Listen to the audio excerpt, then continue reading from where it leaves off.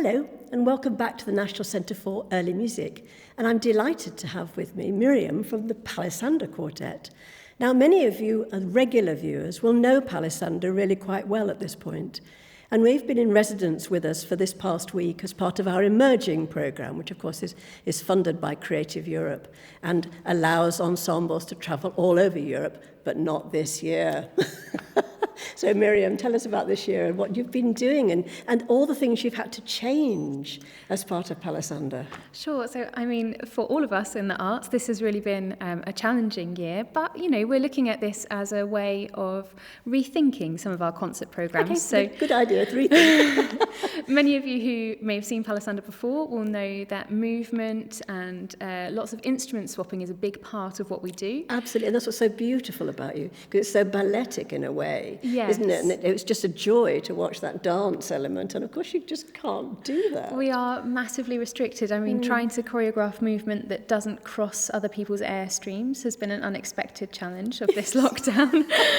But I think we're getting there, and we're trying to keep as much of us and as much of our sort of personality and love of our instrument in these programmes as we can in a safe way. Okay, so what do you think that means for the audience this lunchtime? Will they see something very different, much more static than usual, or how will that work? Well, there is some movement that we've managed to put in, but yes, I think it is more, we've tried to put a lot more into the music and sort of we've got quite a few new arrangements of Renaissance pieces that we've sort of given a Palisander twist. So there's some sort of hidden extended techniques and things and arrangements that showcase like our very big recorder family in quite a peaceful way, which I think is a nice addition to our programming. Okay, well that's very nice for lunchtime. Hopefully people will have a nice glass of wine and sort of, settle down and hope it's not snowing by Saturday.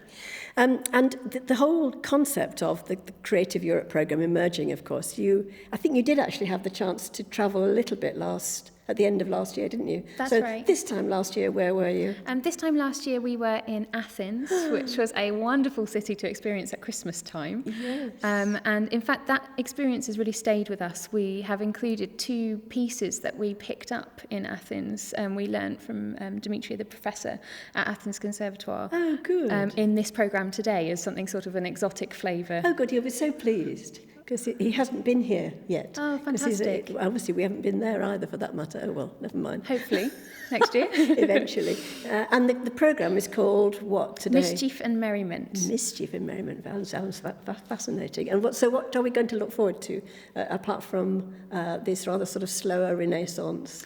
Well, we've we've been dances. inspired by the Tudor 12 Days of Christmas celebrations that were presided over by someone who was elected as the Lord of Misrule, often a commoner who would really enjoy a party, which is, I think, what we're about as well. Absolutely. So we've tried to get a good balance of more traditional carols with the sorts of entertainments that the Lord of the Misrule might host. So we've got some music from Masque with a bit of movement, we've got some dances, and we've got 1 or 2 contemporary bits that would be the sort of spectacle he would like to shock his audience with as well. Absolutely, because he was very naughty, I think, wasn't he? I think so. Mischief. Definitely. We have a whole drama group, the Lords of Misrule, attached to the university here, so we know about these things in York. And, of course, then we're going to welcome you back in the spring. We've been talking about some of the really interesting projects that we can do when we're just past this immediate little problem, working with our Minster Minstrels, our youth group, and also, hopefully, at the hospital.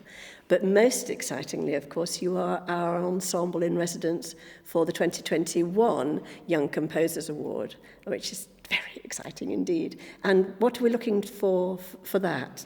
Well, we're really thrilled to be able to introduce these young composers to our arsenal of recorders. I think we have around 50 instruments that they have at their disposal, and we've tried to include some resources for them that will inspire all the different sort of sound wells, different timbres, different techniques that they can incorporate. So we're really looking forward to seeing how our instrument might sort of inspire some new compositions from them. Great. Well, all the details are on the website. If anybody knows a young composer, anybody up to the age of 25, please do get them involved in it all and have some fun. And just for now, that glass of wine will suit you very well, but I think we need to go to a concert, don't we? I think so.